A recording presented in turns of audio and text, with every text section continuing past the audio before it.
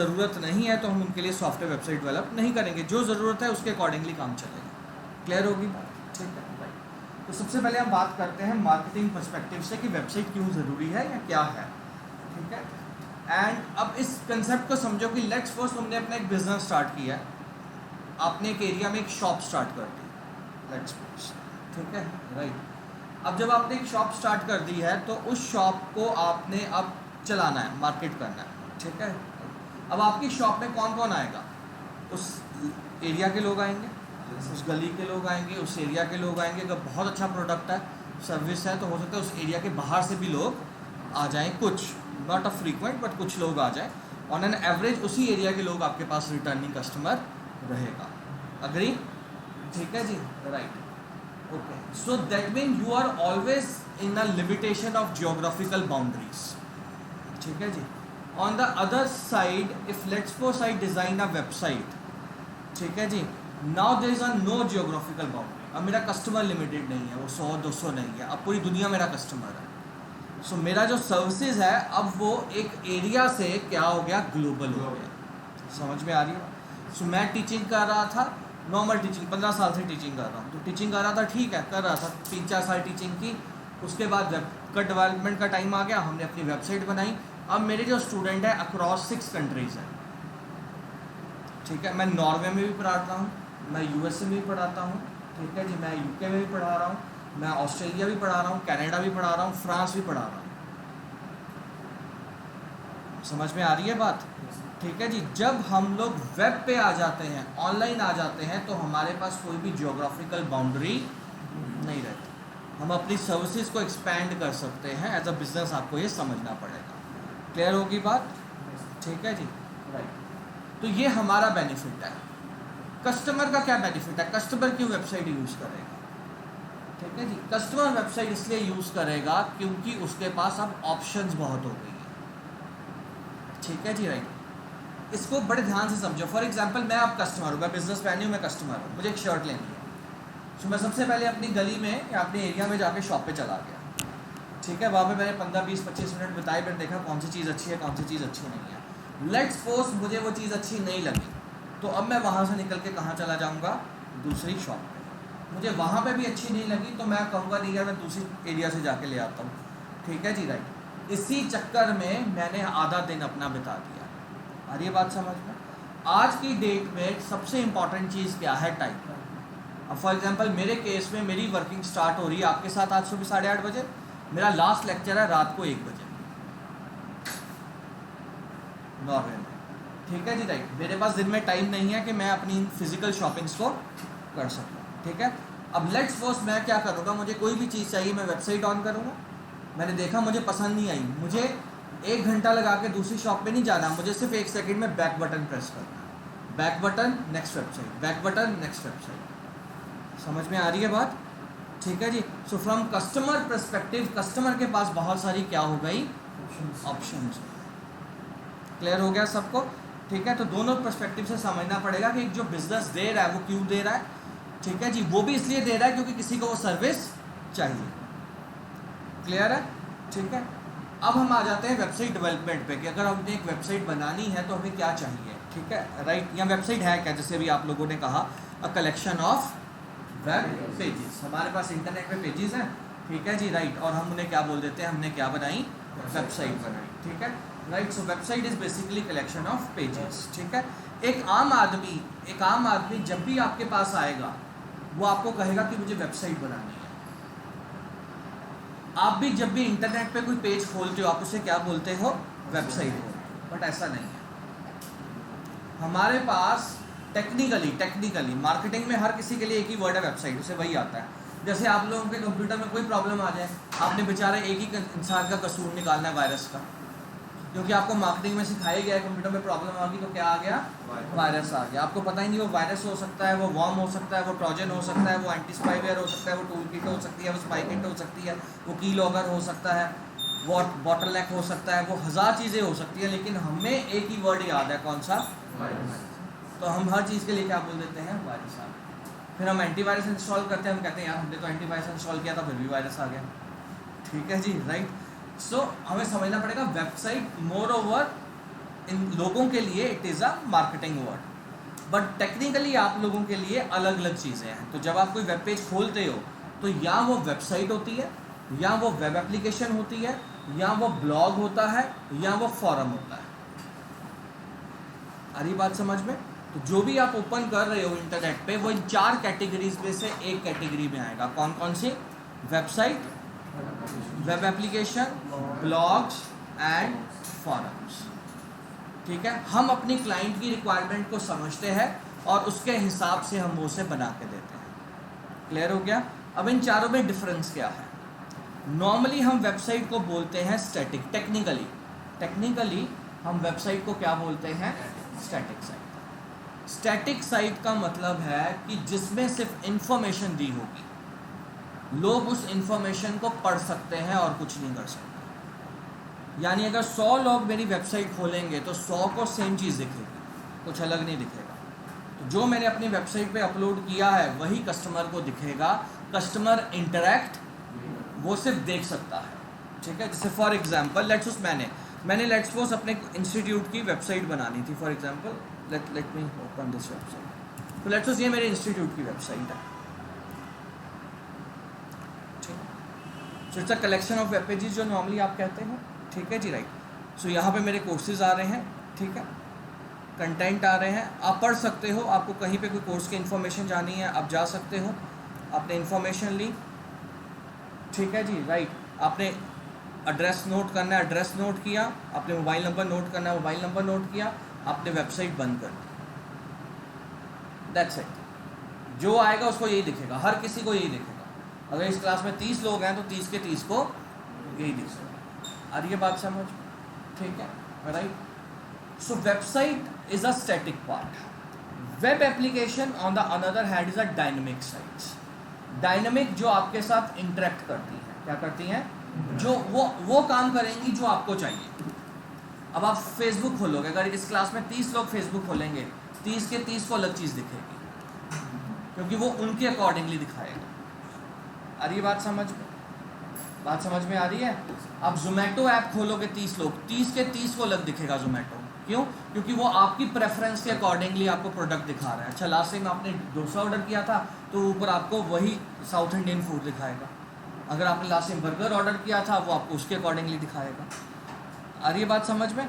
ठीक है जी, राइट। तो हम एप्लीकेशंस के साथ web applications are nothing, it is a software running on a web browser. Software running on a, उसे हम लोग क्या बोल देते हैं? Web application. So for example, पहली बात, if I will go to Amazon, let's suppose,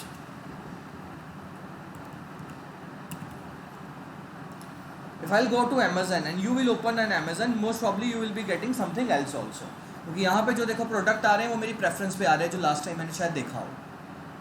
ठीक है जी, then I can interact with this website. So for example, I need a Samsung S20 plus cover. आ रही बात समझ? सो तो मैं इंटरेक्ट कर रहा हूँ इसके साथ, मुझे ये चाहिए। अब ये वो ढूंढ के लेके आएगा मेरे लिए। सो अमेजन है 16 करोड़ प्रोडक्ट्स। अब वो उन 16 करोड़ प्रोडक्ट में से वो प्रोडक्ट ढूंढ के लेके आएगा जो मेरे काम के हैं या जो उसे लगता है कि मुझे चाहिए। क्लियर है? फिर मैं इसके साथ इंटरेक्ट करूंगा, नहीं यार मुझे सिर्फ ये वाले ब्रांड के दिखाओ। ठीक है, वो ब्रांड्स के ले आएगा। क्लियर हो गया? ठीक है। सो फिर मैं कह रहा हूँ कि लेट्स सपोज मुझे सिर्फ वो मटेरियल दिखाओ जो सिलिकॉन का है, वो मुझे दिखाएगा। सो ये कर क्या रहा है? ये मेरे साथ ये मेरे साथ इंटरेक्शन कर रहा है। ठीक है जी, तो ये मेरे अकॉर्डिंगली काम कर रहा है। ये सॉफ्टवेयर ही है, मैं इसे इनपुट दे रहा हूँ, ये प्रोसेसिंग कर रहा है और वापस से मुझे क्या दिखा रहा है? हर किसी की अलग इनपुट होगी, क्योंकि हर किसी को अलग चीज़ चाहिए। मैं अमेजन पे जा रहा हूँ तो मुझे कुछ और चाहिए, आप अमेजन पे जा रहे हो तो आपको कुछ और चाहिए। समझ में आ गई बात? क्लियर हो गया? ठीक है, राइट। तो हम ऐसी एप्लीकेशंस को क्या बोलेंगे? Web application. क्लियर? अब वापस आ जाओ मेरे इंस्टीट्यूट में जो वेबसाइट थी टेक्निकली। अब लेट्स सपोज मैंने कहा कि यार मुझे अपने सारे कोर्सेज ऑनलाइन करने हैं। मैं चाहता हूँ कोई भी बच्चा आए, मेरे कोर्सेज देखे, कोर्स ज्वाइन कर ले। जब बच्चा कोर्स ज्वाइन करेगा वो फीस पे करेगा, उसके बाद उसे वही कोर्स दिखाया जाएगा जो उसने ज्वाइन, उसको उसी के लेक्चर आएंगे, उसी के क्विज आएंगे, उसी के असाइनमेंट्स आएंगे। तो इस केस में मैं क्या बनाऊँगा? Web application. क्या बनाऊँगा? वेब क्योंकि मेरे पास जो विजिटर आएगा, कोई पाइथन सीखने आ रहा है, कोई जावा सीखने आ रहा है, कोई डिजिटल मार्केटिंग सीखने आ रहा है, तो हर किसी को मुझे उसी के अकॉर्डिंगली सर्विस देनी पड़ेगी। क्लियर हो गया? ठीक है।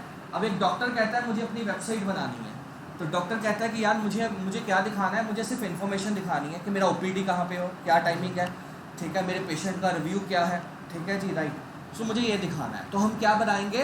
वेबसाइट। क्या बनाएंगे? बट अगर डॉक्टर मुझे आके कहता है कि मुझे ये सारी चीज़ें दिखानी है, प्लस मैं चाहता हूँ कि क्लाइंट या पेशेंट मेरी वेबसाइट पे आके अपॉइंटमेंट भी बुक करवा सके, अपॉइंटमेंट कैंसिल भी करवा सके, ठीक है जी, राइट, मेडिसिन भी ले सके, तो फिर मैं क्या बनाऊंगा? वेब एप्लीकेशन, क्योंकि वो डायनेमिक।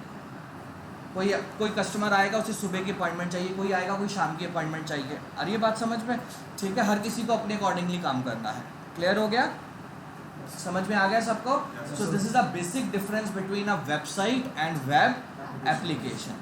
सो हम क्लाइंट के रिक्वायरमेंट को समझते हैं, उसके अकॉर्डिंगली फिर हम प्रोडक्ट बनाते हैं। क्लियर हो गया? ठीक है। Third is basically blogs.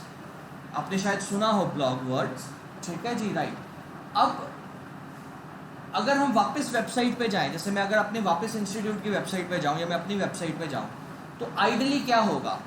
आप लोग मेरी वेबसाइट पे आओगे, आप मेरे कोर्सेज देखोगे, ठीक है जी, या अगर मैं डॉक्टर हूं तो आप आके देखोगे कि यार मैं ओपीडी टाइमिंग क्या है मेरा, कहाँ पे मेरा एड्रेस है, उसके बाद आप मेरी वेबसाइट बंद कर दोगे। डन? क्या उसके बाद आप कभी मेरी वेबसाइट पे आओगे? नहीं, ज़रूरत नहीं है ना। आपने फ़ोन नंबर नोट कर लिया, आपने एड्रेस नोट कर लिया, आपको पता लग गया कि पाइथन के कोर्स की ये फीस है, आपने बंद कर दिया, अब दोबारा क्यों आओगे बताओ?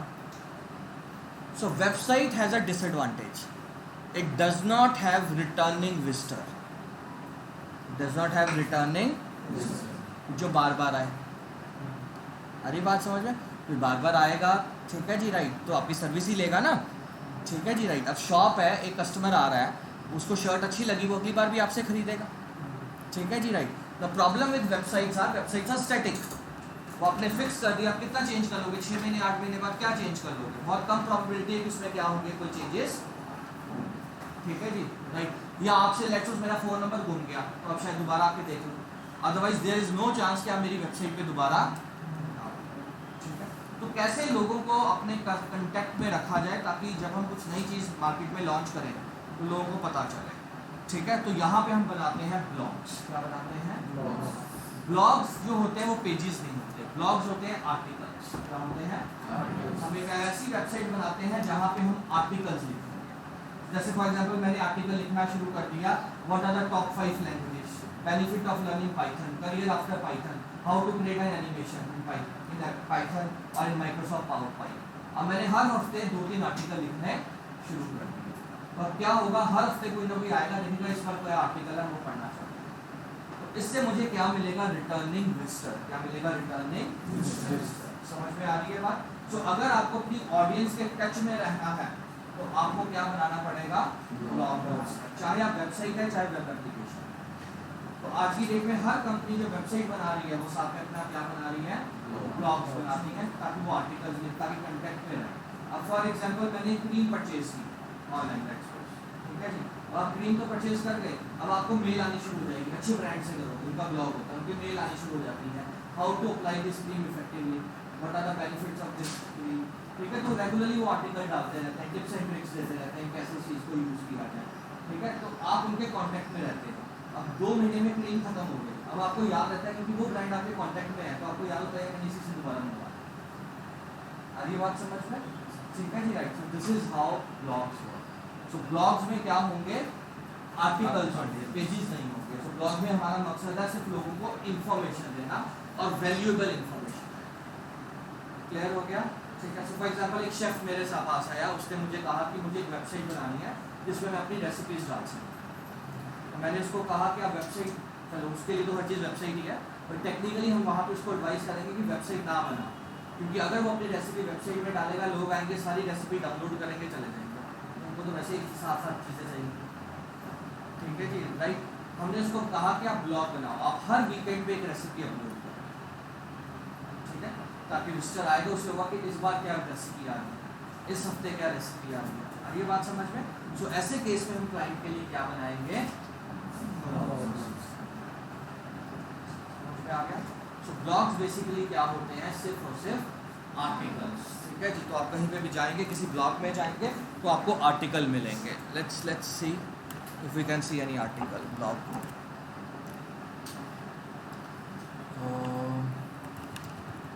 Future of let's watch.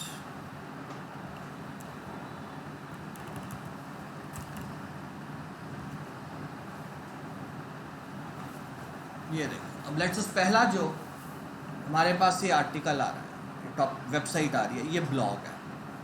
इसमें आप देखोगे आपको आर्टिकल्स दिए जाएंगे। आ रही बात समझ? इन्हें हम ब्लॉग्स बोलते हैं। क्या बोलते हैं? क्लियर हो गया? ठीक है। सो 3 टॉपिक्स क्लियर है, website, web application and blog. 4th is web forum. Web forum is जब हमें या किसी कंपनी को कम्युनिटी बनानी है। क्या बनानी है? कम्युनिटी मतलब एक जैसे लोग, एक इंटरेस्ट के लोग एक जगह पे इकट्ठे रहें, तो तब कंपनीज बनाती हैं वेब फॉरम्स। ठीक है। अब मेरे केस में सोचो कि वेब फॉरम मुझे कब चाहिए। अब फॉर एग्जांपल आप एक क्लास लगा के गए, अब आप घर पहुंच गए, अब आप रिवाइज कर रहे हो और आपको कोई प्रॉब्लम आ रही है। अब आप क्या करोगे? हो सकता है मुझे मैसेज करो या मुझे कॉल करो। तो जब आप मुझे मैसेज या कॉल करोगे मैं आपको अटेंड नहीं कर पाऊंगा, बिकॉज मैं किसी और लेक्चर में हूँगा। अरे बात समझ में? बट हो सकता है जो प्रॉब्लम आपको आई वो किसी और को भी आई होगी।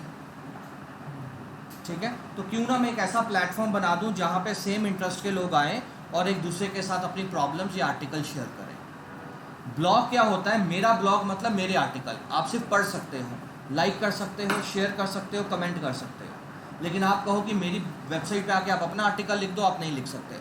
अरे ये बात समझ में? क्योंकि मैंने ब्लॉग बनाया, ब्लॉग मतलब मेरा ब्लॉग। वेब फॉरम्स होते हैं जहां पे किसी भी वेबसाइट पे आके कोई भी रजिस्टर करके, ठीक है जी, राइट, उसके बाद अपना आर्टिकल क्या कर सकता है? पोस्ट कर सकता है। आर्टिकल किसी भी चीज़ के बारे में हो सकता है, आपकी कोई प्रॉब्लम हो सकती है, आपके कोई व्यूज़ हो सकते हैं, कुछ भी, और दूसरे लोग उस पर रिप्लाई कर सकते हैं, तो उन्हें हम लोग क्या बोलते हैं? Web forums. क्लियर होगी बात?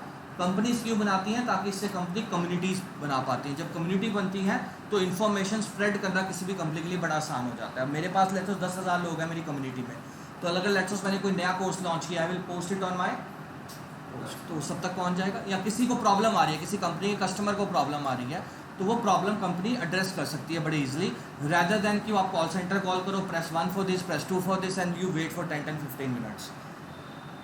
Are you getting a point? ठीक है जी, राइट। सो कम्युनिटीज़ इस तरह से बनाई जाती हैं, उनके लिए हम क्या बनाते हैं? वेब फॉरम्स बनाते हैं।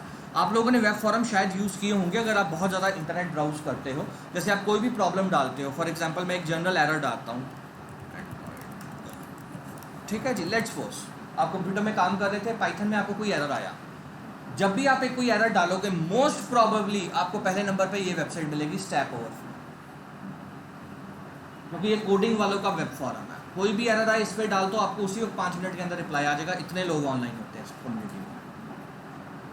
आ रही बात समझ में? So if I go to this website, let's suppose, ठीक है जी, राइट। तो किसी एक पर्सन ने कोई अपनी प्रॉब्लम डाली हुई है, नीचे देखो लोगों ने उसके आंसर्स दिए हुए हैं, ये देखो। आ रही बात समझ में? Wikipedia is a consider as a blog, guest blogging या फिर वेबसाइट कैटेगरी में डालोगे, क्योंकि वो लोग आपको अलाउ करते हैं कि आप आके डाल दो, लेकिन वो अप्रूव नहीं करते। बहुत कम आज की डेट में अप्रूवल होता है उसका। हाँ, क्लियर हो गया यहाँ तक? तो ये फॉरम्स है। आप कई बार कोई क्वेश्चन डालना, कोई भी जनरल क्वेश्चन डालना, नीचे कई बार देखना वेबसाइट आएगी कोरा, ठीक है जी, राइट। उस पर आप देखोगे लोगों ने क्वेश्चन डाले होंगे, नीचे लोगों ने आंसर दिए होंगे, ठीक है जी, राइट। सो वो क्या है? एक वेब फॉरम। अरे बात समझिए, जहाँ पे ओपन है, कोई भी आके रजिस्टर करे और अपने क्वेश्चंस, अपनी क्यूरी, अपने आर्टिकल्स क्या कर सकता है? पोस्ट कर सकता है। क्लियर हो गया सबको? तो जब क्लाइंट हमारे पास आता है कि मुझे वेबसाइट बनानी है, तो हम समझ आते हैं उसे वेबसाइट ही बनानी है, बट हम उसकी रिक्वायरमेंट लेते हैं, फिर हम डिसाइड करते हैं कि हम वेबसाइट बनाएंगे, we called it static site. Technically web application बनाएंगे हम लोग, उसमें डायनेमिक चीज़ है। अगर रिक्वायरमेंट है कस्टमर के साथ रेगुलर इंटरेक्ट करने की, तो हम क्या बनाएंगे? ब्लॉग बनाएंगे। एंड वेब फॉरम जब हमें कम्युनिटीज़ बनानी है, वो बड़ी कंपनीज बनाती हैं। क्लियर हो गया? किसी को कोई समस्या समझने में? ठीक है जी, राइट। सो ये एक कंसेप्ट आपको समझना है। अब क्वेश्चन है ये बनेंगे कैसे? ठीक है जी, राइट। उस दिन भी मैंने आपके साथ डिस्कस किया था कि there are 3 codings that you have to do, presentation layer, business layer and 3 codings करनी है। बट 3 कोडिंग्स तब करनी है अगर आपको वेब एप्लीकेशन बनानी है, ठीक है। सो मैं पहले तो पूरा ही बताऊंगा आपको, फिर हम आगे चलते हैं। सबसे पहले बात समझिए कि एक वेबसाइट बनाने के लिए 2 तरीके हैं। पहला तरीका है कि कोडिंग के थ्रू और दूसरा है नो कोड के थ्रू। आज टेक्नोलॉजी इतनी एडवांस हो चुकी है कि आप बिना कोडिंग का एक लाइन भी लिखे पूरी वेबसाइट बना सकते हैं। बिना कोडिंग की एक लाइन लिखे आप पूरी की पूरी क्या बना सकते हो, वेबसाइट। ठीक है जी, राइट।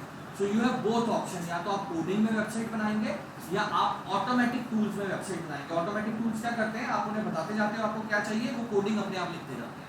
सो ऐसा नहीं कि बिना कोडिंग की वेबसाइट चलेगी, कोडिंग लिखी जाएगी, लेकिन वो कोडिंग कौन लिख देता है हमारे लिए, सॉफ्टवेयर। अरे बात समझ, ठीक है जी, राइट। सो मुझे सिर्फ ड्रैग एंड ड्रॉप करना है, सॉफ्टवेयर पीछे अपने आप कोडिंग लिख देगा।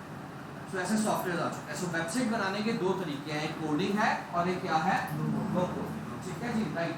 अभी लेक्चर के लास्ट में मैं आपके बात करता हूँ कोडिंग एंड नो कोडिंग कौन सा प्लेटफॉर्म है। बट मान के चलो कि हमने इन दोनों में से किसी एक चीज को यूज किया और हमने अपनी वेबसाइट बना ली।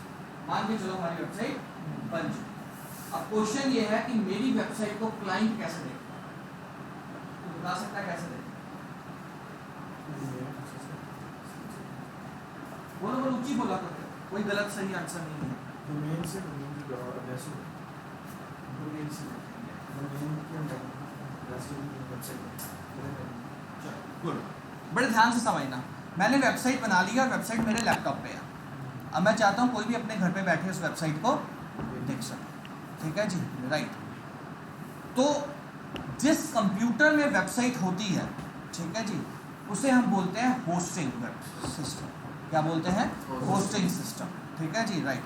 आप लोग इसको अलग अलग टर्म भी देते हो। आप लोगों ने आईटी में बुक्स पढ़ी होंगी तो आपने पढ़ा होगा सर्वर, क्लाइंट। तो इस केस में मैं बोल दूंगा मेरा कंप्यूटर क्या है, सर्वर है। क्या है?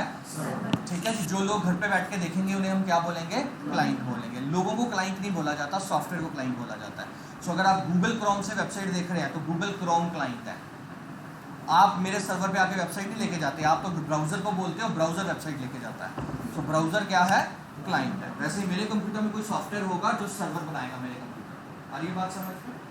अनफॉर्चुनेटली हम अपने कंप्यूटर को सर्वर नहीं बना सकते। हम बना सकते हैं लेकिन सिर्फ टेस्टिंग पर्पस के लिए, वेबसाइट चलाने के लिए। वेबसाइट चलाने के लिए फिर से बोलो, बना सकते हैं बट चलाएंगे। अब ऐसा क्यों? क्योंकि मेरे सिस्टम का हार्डवेयर एंड मेरे सिस्टम का ऑपरेटिंग सिस्टम इतना कैपेबल नहीं है कि हजारों लाखों लोग एक टाइम पे आके उसे यूज कर सकते। सारी बात समझ में? ये बनाया गया है इंडिविजुअल पर्सन के लिए। इसलिए बनाया गया है इंडिविजुअल, आप यूज करो विद लिमिटेड नेटवर्क कैपेबिलिटीज। यानी कि 10-15 लोग और आपका लैपटॉप एक ही टाइम पे कहीं पे बैठे यूज कर सकते हैं। लेकिन जब ये 50 होंगे, जब ये 100 होंगे, जब ये 500 होंगे, जब ये 1000 होंगे, तो आपका सिस्टम क्रैश होगा। और ये बात समझ क्लियर? फिर रात को आप सोए, आपने अपना लैपटॉप बंद कर दिया। अब उस वक्त अमेरिका में दिन है, तो बंदा वहाँ पे आपकी वेबसाइट देख रहा है, तो कहाँ पे आएगा आपकी वेबसाइट? तो बंद पड़ा। आप कंप्यूटर बंद नहीं करोगे, आपका कंप्यूटर हैंग होना शुरू हो जाएगा। तो अगेन ये शॉर्ट यूज के लिए बनाया गया और इंडिविजुअल यूजर के लिए बनाया गया। आप देखते हो अपार्टमेंट में अपना लैपटॉप ना बंद करो, आपको 1-2 बार रिस्टार्ट करना ही पड़ेगा। अब आपका कंप्यूटर तो रिस्टार्ट हो जाता है 1 मिनट में। अब बात करो ऑनलाइन वेबसाइट की, 1 मिनट के लिए भी इंस्टाग्राम ना चले, पूरी दुनिया में हाहाकार हो जाता है। उनके शेयर प्राइस डाउन हो जाते हैं, तो करोड़ों का अरबों का नुकसान होता है कंपनी से। तो क्या वो ऐसे कंप्यूटर्स पे अपनी वेबसाइट रख सकते हैं जो रिस्टार्ट हो? उनकी वेबसाइट 24 घंटे रन करनी चाहिए बिना रिमाइंडर। और ये बात समझ में? तो फिर हम ऐसी कंपनीज के पास जाएंगे जिनके पास ऐसा इंफ्रास्ट्रक्चर है कि वो हमारी वेबसाइट को होस्ट कर सकते हैं। और ये बात समझ में? तो अगर आप टीवी देख रहे हो, आप नाम सुनते हो GoDaddy, अपनी वेबसाइट बनाओ, धोनी की आती है। तो ऐसी वेबसाइट जो भी है होस्टिंग वेबसाइट्स है। कौन सी वेबसाइट्स है? Hosting websites. क्लियर है? ठीक है। जैसे फॉर एग्जांपल मेरी वेबसाइट है,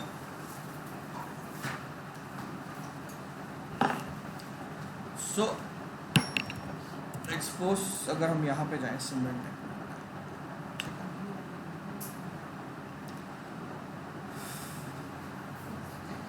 ठीक है। So let's this is my website. ठीक है। अब इस वेबसाइट को मैंने होस्ट किया है किसी कंपनी पे आप कोई भी यूज़ कर सकते हो। नॉर्मली मैं तुम्हें वैसे 2-3 नाम बता देता हूँ। एक GoDaddy है, जैसे आप लोग एडवर्टीजमेंट देखते हो इंडिया में, एक होस्टिंगर यूज़ होती है, एक ब्लू होस्ट यूज़ होती है, तो मल्टीपल होस्टिंग साइट्स हैं।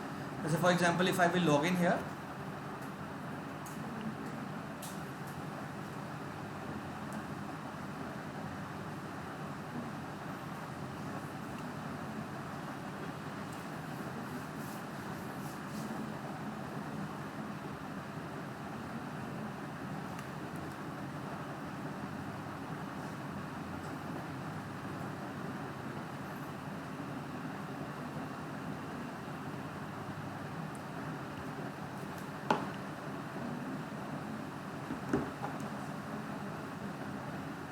ठीक है। सो अगर आप यहाँ पे आएंगे यू विल सी, ठीक है जी, राइट, ये हमारा कौन सा प्लान है, होस्टिंग प्लान, ठीक है। सो आप अगर यहाँ पे जाओगे तो ये जो वेबसाइट मैंने ऑन की थी अपनी, ये यहाँ से आ रही है, मैंने बना के इनको दे दी, मैंने कहा मेरी वेबसाइट होस्ट करो। और ये बात समझ में, क्योंकि आपके पास इंफ्रास्ट्रक्चर है, तो इसके लिए हम उनको पेमेंट देते हैं पर ईयर, जो भी उनका प्लान होता है, 3000 साल का, 4000, 10,000, 20,000, लाख रुपया भी, डिपेंडिंग अपॉन कितनी बड़ी वेबसाइट है। और ये बात समझ में, ठीक है। सो अगर आप यहाँ पे जाओगे, so let's suppose go to the hosting part, ठीक है, ठीक है। सो आप ध्यान से देखोगे यहाँ पे आ रहा है डिस्क कितनी यूज़ हो रही है, हार्ड डिस्क कितनी यूज़ हो रही है, वो सारी डिटेल्स आपको वो यहाँ पे आपको देगा।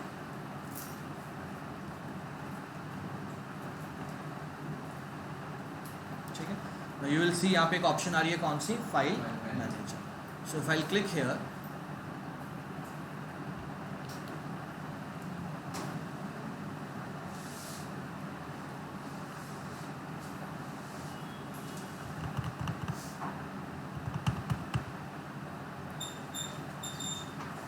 ठीक है। सो ये देखो एक फ़ोल्डर बना हुआ है। अब आप इस फोल्डर में अगर जाएंगे तो ये देखो, ये मेरी वेबसाइट, और ये बात समझ। सो मैंने वेबसाइट बनाई, उसके बाद मैंने यहाँ पे जाके अपलोड कर दी। जब मैं प्लान खरीदूंगा तो ये ऑप्शन ऑन होगी। यहाँ पे अगर आप आएंगे तो यहाँ पे ऑप्शन देखो क्या आ रही है, अपलोड। तो जब मैंने प्लान खरीदा ये ऑप्शन ऑन हुई, मैंने अपने कंप्यूटर से सारे फोल्डर इनको दे दिए। और ये बात समझ में क्लियर हो गया, ठीक है जी, राइट। सो वेबसाइट बनाने के बाद उसे रन करना है तो सबसे पहले उसे क्या करना पड़ेगा, होस्ट। होस्ट का मतलब एक ऐसा कंप्यूटर जिनके पास इंफ्रास्ट्रक्चर है जो मेरी वेबसाइट 24 घंटे रन कर सके। क्लियर हो गया, ठीक है जी। अब मैंने होस्टिंग कर ली, अब क्लाइंट कैसे चलाएगा, ठीक है जी। तो क्लाइंट को मेरी वेबसाइट चलाने के लिए सबसे पहले एक नाम चाहिए, that is what we call domain name. क्या बोलते हैं हम, डोमेन। तो हम फिर एक नाम परचेज भी करेंगे। सो अगर आप यहाँ पे देखोगे तो नीचे देखोगे नाम परचेज किया, simrantechmentor.com। आ रही है बात समझ में। तो सबसे पहले हमें एक नाम डिसाइड करना है कंपनी का जो पहले से ऑलरेडी किसी का ना हो, क्योंकि नेम यूनिक होते हैं वेबसाइट के। सो अगर google.com है तो मैं दोबारा google.com नहीं खरीद सकता, क्योंकि वो किसी और ने खरीदी हुई है। आ रही है बात समझ में, ठीक है जी, राइट। तो मुझे एक ऐसा नाम ढूंढना पड़ेगा जो यूनिक हो, ठीक है, राइट। सो वो हमारी वेबसाइट का नाम। क्लियर हो गया। तो हमें क्या खरीदना है, पहली चीज़ होस्टिंग, दूसरा क्या खरीदना है, डोमेन नेम। ये दो चीज़ें आपको परचेज करनी पड़ेगी मिनिमम, ठीक है जी, राइट। इसके ऊपर बहुत सारी चीज़ें हैं। क्या आप ब्रांडिंग करना चाहते हो आपकी कंपनी की, जैसे फॉर एग्जांपल ईमेल होती हैं। अब आप लोगों की ईमेल आईडी कैसे हैं, @gmail.com, यही होते हैं ना, @hotmail.com। हमारे बिजनेस वर्ल्ड में अगर हमें कोई ऐसी ईमेल आ जाए जो gmail.com से है या yahoo.com से है, हम खोलेंगे। फॉर एग्जांपल मुझे ऑन एन एवरेज दिन में 150 से 200 ईमेल आती है, ठीक है जी, राइट। अब इतनी ईमेल में से कौन से काम की ईमेल है, हम ईमेल का आईडी देख के देख लेते हैं। तो दैट मीन अगर किसी की ईमेल आईडी जीमेल से आ रही है, याहू से आती है, हम ओपन ही नहीं करते, हम समझते हैं फ्रॉड। क्योंकि कोई भी company, I am not talking about students, I am talking about businesses, क्योंकि हमें पता है कि कोई भी बिजनेस अगर अच्छा होगा तो पहले वो रजिस्टर्ड होगा, यानी उसकी कोई ना कोई वेबसाइट और नेम होना चाहिए, ठीक है जी, राइट। अब फॉर एग्जांपल आप अमेजन पे जाके शॉपिंग करो, आप कोई चीज़ खरीदो, आपको ईमेल आती है अमेजन की किसी को, और कभी ईमेल आईडी देखना क्या होगा, ईमेल आईडी होगा orders या info@amazon.com, it is not gmail.com। अगर अमेजन से मुझे ईमेल आ रही है और ईमेल आईडी gmail.com है तो आप पहले ही मान के चलिए फ्रॉड है। अभी बात समझ में, कंपनीज अपने सर्वर से ईमेल करती हैं, क्लियर होगी बात। तो सेम हमारे वर्ल्ड में भी हम किसी का ब्रांडिंग या ट्रस्ट कैसे देखते हैं वर्चुअल वर्ल्ड में कि उसकी ईमेल ब्रांडेड है या नहीं। अब जैसे फॉर एग्जांपल मेरी वेबसाइट का नाम क्या है, simrantechmentor.com। तो प्रोफेशनल वर्ल्ड में मेरी ईमेल आईडी भी ऐसी होनी चाहिए। जैसे आप देखोगे मैंने ईमेल प्लान भी खरीदा हुआ है। So if I go to manage, depending upon मेरे कितने काम है हम अपना ईमेल आईडी खरीद सकते हैं, ठीक है। सो जैसे फॉर एग्जांपल आप देखोगे मेरी मेल आईडी क्या है, info@simrantechmentor, ठीक है जी। अब जैसे जैसे हमारे ऑपरेशंस बढ़ेंगे तो हम अलग अलग ईमेल आईडी बनाएंगे। अकाउंट डिपार्टमेंट के लिए हम बता देंगे account@simrantechmentor, ठीक है जी राइट। किसी की क्यूरी है उसके लिए बना देंगे query@simrantechmentor, ठीक है जी राइट। सो इस तरह की ईमेल आईडीज हम बनाते हैं, that is a branded emails. क्या बोलते हैं हमने, ब्रांडेड ईमेल्स। क्लियर हो गया कंसेप्ट, ठीक है। तो ये आपको ध्यान में रखना है, ठीक है। तो ये मिनिमम 3 चीज़ें हम एक्सपेक्ट करते हैं जब आप एक वेब वर्ल्ड में या वर्चुअल वर्ल्ड में जाते हो, ठीक है। बट इसमें मिनिमम 2 चीज़ें हैं, कौन कौन सी, होस्टिंग खरीदनी है और क्या खरीदना है, डोमेन नेम परचेज करना है। ये 2 चीज़ें हमें मिनिमम करनी पड़ेगी, क्लियर है, ठीक है। तो ये हमें ध्यान रखना है। चलिए अब वापस आ जाते हैं, और वापस कहाँ पे आते हैं कि कोडिंग एंड नो कोडिंग, जहाँ पे हमने कहा था, ठीक है। तो एक्चुअली में हमने अभी वेबसाइट नहीं बनाई है, ठीक है। सो अब हमें अपनी वेबसाइट बनानी है, तो पहले तो हमें डिसाइड करना है हमने कोडिंग में जाना है या नो कोडिंग में। दोनों का डिफरेंस मैं ऑलरेडी बता चुका हूँ कि कोडिंग मतलब आपको एक्चुअली कोड लिखना पड़ेगा, नो कोडिंग मतलब ऑटोमेटिक सॉफ्टवेयर्स मिलेंगे। कोडिंग में कौन लोग जाते हैं, जो आईटी इंडस्ट्री में करियर बनाना चाहते हैं, जैसे आप लोग जिन्होंने बीसीए बीटेक डिप्लोमास किए हों करने हैं और आगे जाके किसी कंपनी में एज अ वेब डेवलपर ही क्या करना है, काम करना है, तो उनसे हम लोग कहते हैं, एक्सपेक्ट करते हैं कि क्या बनाएं, कोडिंग के थ्रू वेबसाइट बनाएं। क्योंकि जब हमारे पास बड़े क्लाइंट आते हैं, ठीक है जी राइट, तो उनकी रिक्वायरमेंट होती है क्रिएटिविटी, उनकी रिक्वायरमेंट होती है कुछ ऐसा जो दूसरी वेबसाइट में नहीं है, तो वो सिर्फ और सिर्फ कोडिंग वाला बंदा कर पाएगा उस चीज़ को इम्प्लीमेंट। अरे बात समझ में। नो कोड में क्या होता है, एक इन्वायरमेंट होता है लिमिटेड, कि 1000 थीम्स है, 500 थीम्स है, इनमें से कोई भी डिज़ाइन यूज़ करो और उसके अंदर आपको ये फीचर हम दे रहे हैं। अरे ये बात समझ में, यानी कस्टमाइजेशन बहुत ज़्यादा उसमें क्या होती है, लिमिटेड होती है। इतनी भी लिमिटेड नहीं होती, इतनी लिमिटेड होती है कहने का मतलब कि अगर कोई आपका बड़े बजट वाला प्रोजेक्ट आया है तो वो कहेगा कि नहीं यार मुझे कोडिंग के थ्रू बनाओ क्योंकि मेरी खुद की ये रिक्वायरमेंट है, मुझे चाहिए। बट अगर लेट्स सपोज आप एक शॉप चला रहे हो, आप एक स्मॉल बिजनेस चला रहे हो, आप एक मीडियम बिजनेस चला रहे हो, तो आप फिर वो एंटरप्रेन्योर हो, आपके दिमाग में कोई आइडिया है, आप उसे इम्प्लीमेंट करना चाह रहे हो, आप टेक्निकल बैकग्राउंड से नहीं हो, तो वहाँ पे हम लोग क्या प्रेफर करते हैं, नो कोड प्लेटफॉर्म्स।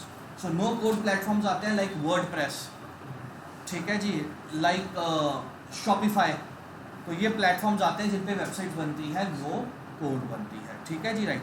और इसका भी बहुत ज़्यादा स्कोप है नो कोड का, शायद कोडिंग से ज़्यादा स्कोप नो कोड का है आप लोगों के लिए। क्योंकि आप एक बात समझो, फॉर एग्जांपल जब भी आप काम करोगे तो स्टार्टिंग में स्मॉल लेवल कंपनी से काम करोगे, मीडियम लेवल कंपनी से काम करोगे, ठीक है। अब लेट्स सपोज एक बंदा आपसे स्मॉल लेवल कंपनी, मैं स्मॉल लेवल कंपनी हूँ और मैं आपके पास आता हूँ, मैं कहता हूँ मुझे वेबसाइट बनानी है, ठीक है। तो लेट्स सपोज आप कोडिंग में वेबसाइट बनाते हो, आप मुझे खर्चा बता दो कि ₹1,00,000 1.5 लाख, क्योंकि आप एक प्रोग्रामर को भी तो सैलरी देनी है कि नहीं, आपने होस्टिंग भी लेनी है, आपने नेम भी लेना है, आपने प्रोग्रामर को सैलरी भी लेनी है। अगर आपकी वेबसाइट 2 महीने में बननी है तो आपने हर महीने प्रोग्रामर को सैलरी देनी है। आ रही है बात समझ में। उसके बाद वेबसाइट बना के आपको मिल गई, उसके बाद उसको क्या करना है, मेंटेन भी तो करना है। बिना मेंटेनेंस के कोई वेबसाइट नहीं चलेगी ना। दिवाली आई, दिवाली की ऑफर्स है, XYZ आया, XYZ, तो वेबसाइट पे कंटिन्यूसली क्या होने हैं, तो उसको मेंटेन करने के लिए भी मुझे क्या हायर करना पड़ेगा, प्रोग्रामर। फिर मैं उसको हर महीने क्या दूंगा, ठीक है। और उसको करने के लिए और भी अभी मुझे कई चीज़ें करनी है, फेसबुक पे ब्रांडिंग करनी है, अब तो बहुत ज़्यादा खर्चा हो जाएगा एक स्मॉल टू मीडियम बिजनेस के लिए। वहीं अगर मैं जाऊंगा एक कंपनी के पास जो मुझे नो कोड प्लेटफॉर्म दे रहा है, वही वेबसाइट वो मुझे 30-40 हज़ार में बना देगा और वही मुझे ट्रेन कर देगा कि वेबसाइट मेंटेन कैसे करनी है, तो मुझे उसका भी कोई खर्चा, मैं खुद ही सारी चीज़ें इम्प्लीमेंट करूँ। अरे बात समझ लो। अब जो मैंने स्टार्टिंग में आपको अपनी वेबसाइट दिखाई थी वो नो कोड में बनी है, क्योंकि मेरे पास भी इतना टाइम नहीं है कि मैं 2 महीने में के वेबसाइट बनाऊँ। ये वेबसाइट जो आप देख रहे हो, ये वाली वेबसाइट्स, ये मैंने 1.5 घंटे में वेबसाइट पूरी बनाई थी, 1.5 आवर। आ रही बात समझ में? ठीक है जी, राइट। तो ये है for example, I don't know whether this is working और नॉट, क्योंकि ये लास्ट टाइम हमारे क्लाइंट की थी वेबसाइट। ठीक है, सो अगर आप ये देखोगे, सो ये वेबसाइट भी परफेक्टली फाइन है। ठीक है, अच्छे डिज़ाइन में बनी हुई है। ठीक है, ये बिना नो कोड, ये नो कोड वेबसाइट से बनी है। इसमें हर वो फीचर है जो कोडिंग में मिलेगा। ठीक है जी, तो आज की डेट में बहुत सारे लोग हैं जो क्या प्रेफर कर रहे हैं, नो कोड। स्टूडेंट्स लो कोड क्यों प्रेफर करते हैं? इससे उनको एक साइड इनकम मिल जाती है। सो लेट्स सपोज अगर आपको एक वेबसाइट बनानी आती है तो आप कहते हो यार मैं वीकेंड में भी एक प्रोजेक्ट ले लूँगा या 2 वेबसाइट भी मैं बना लूँगा वीकेंड में बैठ के, सैटरडे संडे को, तो एटलीस्ट मैं महीने का 25-30 हज़ार रुपया कमा सकता हूँ आराम से, सारे खर्चे करके। सो जो स्टूडेंट लेवल के लोग हैं वो वर्डप्रेस पे ज़्यादा प्रेफर कर रहे हैं। जैसे फॉर एग्जांपल मैंने लास्ट टाइम कहा था कि हमारी डिजिटल मार्केटिंग कंपनी है, तो मेरी कंपनी में, यू वॉन्ट बिलीव, जो हमारी कंपनी है उसमें 10 से 12 लोगों का स्टाफ है, उसमें 4 वेबसाइट डेवलपर हैं, चारों के चारों वर्डप्रेस रखे हैं, क्योंकि क्लाइंट को रिक्वायरमेंट ऐसी चाहिए। क्लाइंट आता है कहता है मुझे अगले हफ्ते वेबसाइट चाहिए, मुझे 10 दिन में वेबसाइट चाहिए। पहले क्लाइंट आता था, क्या बोलता था? पहले क्लाइंट बोलता था यार मैंने अगले साल ना प्रोडक्ट लॉन्च करता है, मैं बिजनेस बना रहा हूँ, मुझे वेबसाइट बना दो, मुझे 6 महीने में वेबसाइट चाहिए। अब क्लाइंट आता है, मुझे कहता है मुझे 10 दिन में वेबसाइट चाहिए। तो हम तो वैसे ही काम करेंगे जो क्लाइंट की क्या है, रिक्वायरमेंट।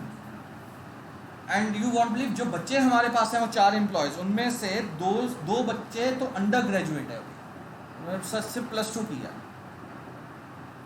ठीक है जी, and they know WordPress and they are earning a very good money. ठीक है जी, कॉलेज के बाद वो आते हैं, 4 घंटे 5 घंटे काम करते हैं। ठीक है, right. So we have both coding environment and no coding environment. ठीक है जी, we were talking about a coding environment because आपका बैकग्राउंड वो है। ठीक है जी, राइट। सो लेट्स सी कि कोडिंग में वेबसाइट कैसे बनेगी। सो उसको समझते हैं। सो बेसिकली अगेन हमारे पास एक क्या है, प्रेजेंटेशन लेयर। ठीक है जी, एक हमारे पास क्या है, बिजनेस लेयर, और एक हमारे पास क्या है, डेटा लेयर। ठीक है, सो हम पहले बात करते हैं प्रेजेंटेशन लेयर। अगर मुझे एक वेबसाइट बनानी है और उसका डिज़ाइन बनाना है, ठीक है जी, राइट, तो हमें क्या चाहिए, HTML, CSS, JavaScript, most probably jQuery, ये 5 लैंग्वेजेस चाहिए। तो हमारा क्या बनेगा, देख के घबराना नहीं है कि 5 लैंग्वेजेस चाहिए, छोटी छोटी लैंग्वेजेस हैं। 1.5 to 2 months के अंदर आप पूरा अच्छा फ्रंट एंड डिज़ाइन सीख सकते हैं। क्योंकि अगर आप 2 महीने भी लगाते हो कभी अपनी स्टडी के ऊपर, तो आप पूरा का पूरा इन डेप्थ क्या सीख सकते हो, फ्रंट एंड सीख सकते हो। 1 महीना अगर आप अपने प्रैक्टिस पे लगा दो, 1-2 महीने प्रोजेक्ट बनाने में, तो आप लेके चलो 3-4 महीने में आप एक्सपर्ट हो सकते हो। इसके अंदर फ्रंट एंड के अंदर एक्सपर्ट हो सकते हो। क्लियर होगी बात? ठीक है जी, राइट। सो ये लैंग्वेजेस का मकसद क्या है, तो सबसे पहले बात करते हैं हम HTML की। सो HTML जो है ये हमारा वेबसाइट का ढांचा बनाएगा, स्ट्रक्चर। एक वेबसाइट में क्या दिखाना है मुझे दिखाना है टेक्स्ट, मुझे दिखाना है इमेज, मुझे दिखानी है वीडियो, से 3-4 चीज़ें दिखानी है, या मुझे फॉर्म बनाना है कोई, वो दिखाना है। ठीक है जी, ये कैसे बनाना है, ये सिर्फ किस लैंग्वेज में डिफाइन किया गया है, HTML। तो पहली लैंग्वेज जब आपको वेबसाइट डिज़ाइन करनी स्टार्ट करनी है तो आपको क्या चूज करनी है, HTML। और आपके पास ऑप्शन नहीं है। अगर आप कहीं मेरे पास ऑप्शन है कि HTML के अलावा मैं कोई यूज़ कर लूँ, तो नहीं है, क्योंकि यही स्टैंडर्ड है। आपका ब्राउजर सिर्फ कौन सी लैंग्वेज समझेगा, HTML। ये बात समझ में? तो वेबसाइट का ढांचा किसमें बनेगा, HTML। उसी तरह से है कि आपने घर बनाना है, पहले ईंट रोड़ी लेके आओ, दीवारें खड़ी करो, कमरे बनाओ। ठीक है जी, राइट। तो वही काम हमारा कौन कर रहा है, समझ में आ गई बात? अब हमने अपनी वेबसाइट का ढांचा बना दिया, हमने इमेज डाल दी, वीडियो डाल दी, टेक्स्ट डाल दिया। ठीक है, अब इसी को कंपेयर करो कि आपने अपने घर का ढांचा रेडी कर दिया, कमरे डाल दिया, क्या हम रहने चले जाएंगे? हम उसकी ब्रांडिंग करेंगे, इंटीरियर करेंगे, अच्छा पेंट करवाएंगे। ठीक है जी, फोटोज लगाएंगे इक्वल मार्जिन के साथ, देखने में क्या लगे, अच्छी लगे। And same what we have to do with HTML। हमने वेबसाइट बना दी, लेकिन हम चाहते हैं कि अब लोग देखें भी और देखने में अच्छी लगे। ठीक है जी, राइट। उसके एलिमेंट अच्छे लगे, कलर्स अच्छे लगे, प्रॉपर वो लेआउट में आए। ठीक है जी, राइट। तो फिर हमें HTML के साथ अटैच करनी है CSS, कास्केडिंग स्टाइल शीट। इसका काम है फॉर्मेटिंग करना। क्या करना? ये आपकी वेबसाइट को ब्यूटीफुल बनाएगी, एस्थेटिकल प्लीजिंग बनाएगी, जो देखने में अच्छी लगे। वरना अगर आप सिर्फ HTML करके छोड़ दोगे तो देखने में वेबसाइट अच्छी प्लेन लगेगी, वेबसाइट के बना के किसी ने फॉर्मेलिटी की। So minimum you need HTML and CSS, और ये दो चीज़ें अगर आप यूज़ करते हो तो आपकी टेक्निकल वेबसाइट बनती है इंफॉर्मेशन वाली, आपको किसी चीज़ की जरूरत है। सो अगर आपको सिर्फ स्टैटिक साइट बनानी है, क्या बनानी है? Static site, you only need HTML and CSS। Clear होगी बात? क्लियर है कंसेप्ट? फिर तीसरी लैंग्वेज हमारे पास क्या आती है? जावास्क्रिप्ट। दुनिया की सबसे पावरफुल लैंग्वेज आज की डेट। फ्रंट एंड में हम इसे बहुत छोटे काम के लिए यूज करेंगे, लेकिन आज की डेट में दुनिया की सबसे पावरफुल लैंग्वेज। अगर आपको जावास्क्रिप्ट अच्छी तरह से आती है तो कोई भी कंपनी आपको हंस के देगी, क्योंकि जावास्क्रिप्ट में आज की डेट में इतनी कैपेबिलिटी है कि वो मोबाइल ऐप भी बना सकती है, वो वेबसाइट भी बना सकती है, वो सर्वर साइड वेबसाइट भी बना सकती है। ठीक है, इतनी पावरफुल जावास्क्रिप्ट लैंग्वेज। ठीक है जी, राइट। बट यहाँ पे जब हम जावास्क्रिप्ट की बात कर रहे हैं तो हम किसकी बात कर रहे हैं? यहाँ पे हम जावास्क्रिप्ट की बात कर रहे हैं कि हमने अपनी वेबसाइट को हल्का फुल्का डायनामिक बनाना, परफॉर्मेंस कर रहे हैं इसके रिलेटेड। जैसे फॉर एग्जांपल आप देखते हो कि वेबसाइट खोलते हो पॉपअप्स आ जाते हैं, तो जावास्क्रिप्ट में लगेंगे। आप देखते हो स्लाइडर आ जाते हैं, जावास्क्रिप्ट में लगेंगे। आप देखते हो फॉर एग्जांपल आप कोई फॉर्म फिल कर रहे हो और फॉर्म में आपने अपना बॉक्स खाली छोड़ दिया, उसी वक्त मैसेज आ जाता है। ठीक है, साथ ही अभी आप टैब प्रेस करके दूसरे टैब में जाओगे, उससे पहले मैसेज आ जाएगा स्क्रीन में कि भी आपने बॉक्स खाली छोड़ दिया, या आपने पासवर्ड पे आपका स्ट्रेंथ अच्छा नहीं है, वीक है, स्ट्रांग है, आप देखते हो उसी वक्त आ जाता है। ये सारे काम हम किसके अंदर करते हैं? जावास्क्रिप्ट। क्लियर होगी बात? तो जब हम अपनी वेबसाइट को हल्का फुल्का डायनामिक बनाना है, परफॉर्मेंस रिलेटेड, तो वहां पे हम फ्रंट एंड में क्या यूज करते हैं? जावास्क्रिप्ट। बट जावास्क्रिप्ट आज की डेट में इतनी नहीं है, पिछले 5 से 7 में जावास्क्रिप्ट को बहुत पावरफुल बना दिया गया है। ठीक है, अगर आप में से किसी ने ये वर्ड सुने हैं React.js, Node.js, ठीक है, ये टेक्नोलॉजी के रिलेटेड वर्ड है। अगर आप जॉब करने जाओगे सबसे पहली चीज उनसे पूछेंगे तुम्हें React.js आता है? आता है तो फिर हमारी कंपनी में इंटरव्यू देने आना, वरना बाहर से निकलना। ठीक है, ये सारे फ्रेमवर्क जावास्क्रिप्ट बेस्ड है। अगर जावास्क्रिप्ट आती है तो आप इन फ्रेमवर्क्स को सीख सकते हो जो आपके लिए क्लियर है। ठीक है, तो चलिए वापस आ जाए, हमें पता चल गया। So we need HTML, we need CSS and then we need JavaScript. जो नीचे दो लैंग्वेजेस हैं जैसे कि jQuery, ऐसी और भी बहुत सारी लैंग्वेजेस हैं ना। jQuery मैंने सिर्फ एग्जांपल लिया क्योंकि सबसे फेमस यही है। सो jQuery is basically a library of JavaScript, a library of JavaScript. अब मान के चलो मैं दो सिचुएशन में jQuery यूज करता हूँ, दो सिचुएशन में लोग jQuery यूज करते हैं, दोनों को बड़े ध्यान से समझना। पहले तो jQuery का मतलब मैंने समझाया कि jQuery क्या है? लाइब्रेरी ऑफ जावास्क्रिप्ट, मतलब कि जावास्क्रिप्ट की बहुत सारे कोड पहले से बना के रख दिए हैं। और ये बात समझ, जो हर वेबसाइट पे फीचर चाहिए वो पहले से बना के रख दिए गए हैं, आपको कोड लिखने की जरूरत नहीं है। अगर आप jQuery यूज कर रहे हो, आपको सिर्फ उन्हें कॉल करना है कि अच्छा मुझे ये फीचर चाहिए, ये फीचर चाहिए। जैसे आप प्रिंट कॉल कर लेते हो, अपने आप मॉनिटर पे प्रिंट कर देते हैं। आप इनपुट कॉल करते हो, अपने आप कीबोर्ड से इनपुट ले लेते हो। आपको पता ही नहीं है पीछे प्रिंट का 10-15 लाइनों का कोड लिखा हुआ है। ठीक है, आपको सिर्फ इतना सिखाया गया क्योंकि आपने प्रिंट बार बार करना है। हम नहीं चाहते आप 15 लाइनें बार बार लिखिए, आप सिर्फ क्या लिखे? प्रिंट। हम अपने आप प्रिंट कर देंगे पाइथन में। और ये बात समझ में? सेम जावास्क्रिप्ट के बहुत सारे कोड पहले से बना के रख दिए गए हैं और वो हम किसमें यूज कर रहे हैं? jQuery। अब ऐसा क्यों करते हैं हम? दो लोग। पहला,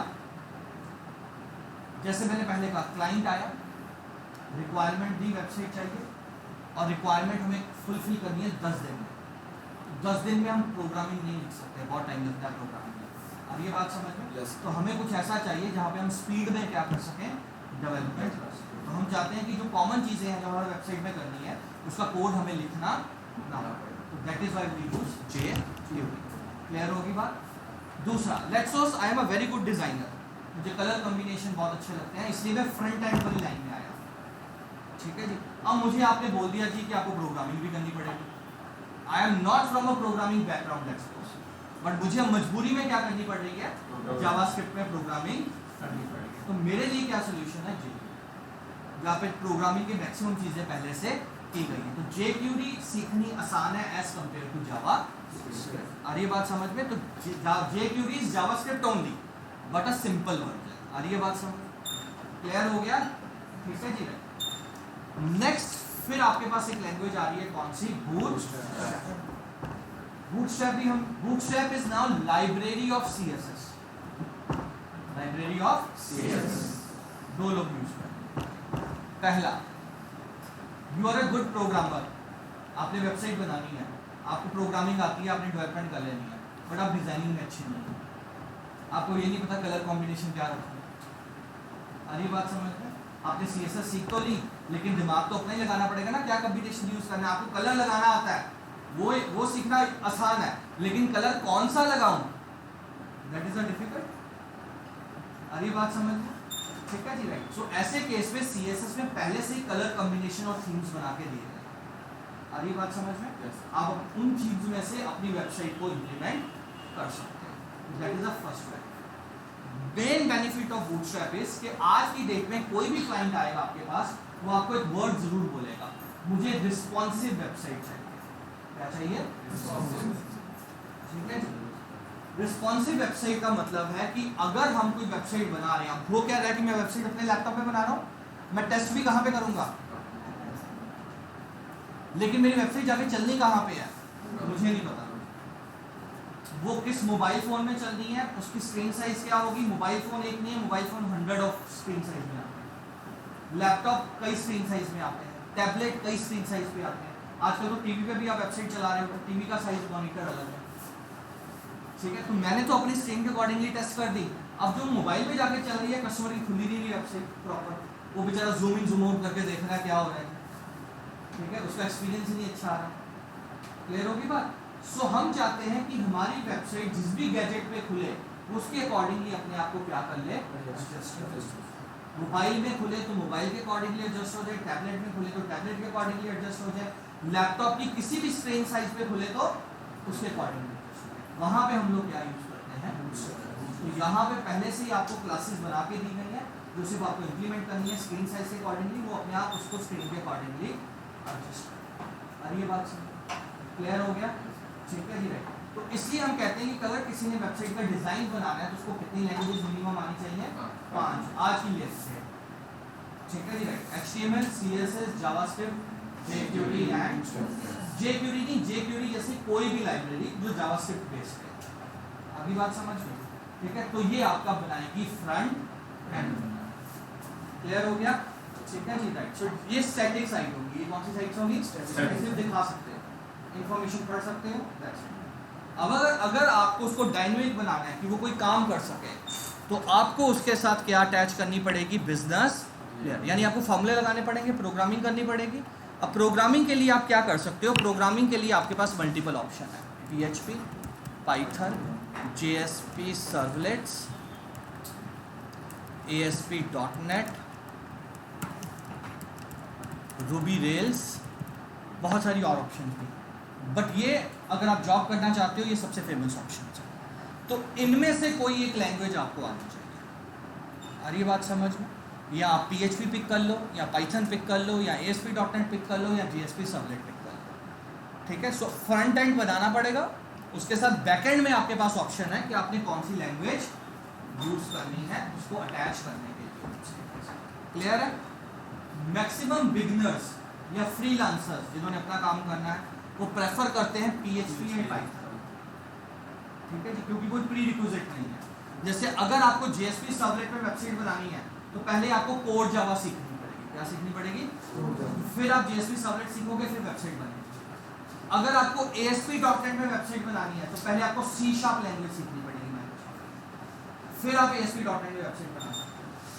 पाइथन और PHP में कोई प्री रिक्विजिट, आपने पाइथन सीखी, आप उसके बाद डायरेक्टली वेबसाइट बना।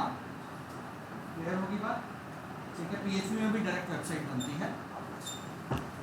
क्लियर हो गया कंसेप्ट सबको? अगर आप IT फील्ड में जाना चाहते हो, IT फील्ड में प्रोग्रामर बनना चाहते हो, तो कम से कम आपको 2 लैंग्वेजेस आनी चाहिए। अभी बात समझ में? अगर आपने जॉब में जाना है तो कम से कम हम एक्सपेक्ट करेंगे कि 2 लैंग्वेजेस आती हों और एक में मास्टरी हो। ठीक है, सो ये डेटा लेयर सबने सुना होगा, oracle, MySQL, Microsoft SQL server, ये सॉफ्टवेयर आते हैं जिनमें हमारी कंपनीज का डेटा क्या होता है, स्टोर होता है। तो वहाँ पे हम कोई भी एक पिक करके वहाँ पे स्टोर कर सकते हैं। ये हम किसी और दिन बात करेंगे, क्योंकि अगेन ये 1 आवर का एक लेक्चर है डेटा लेयर। ठीक है, अभी के लिए मैं सिर्फ यहाँ पे इतना लिख रहा हूँ कि you need any database software, जैसे कि माइक्रोसॉफ्ट SQL सर्वर ले लो, क्या ले लो, ऑरेकल ले लो, MySQL ले लो, पोस्टग्रेस SQL ले लो, ठीक है नहीं राइट, ये कंपनीज के सॉफ्टवेयर हैं जहाँ पे हमारा डेटा क्या होगा। इनमें से कोई भी ले लो कि पीछे एक ही लैंग्वेज यूज होती है, एसक्यूएल। कौन सी लैंग्वेज? तो ये नहीं है कि आपको अलग अलग सॉफ्टवेयर सीखने पड़ेंगे, आपको लैंग्वेज एक ही सीखनी है, सब पे सेम ही कोड चलेगा।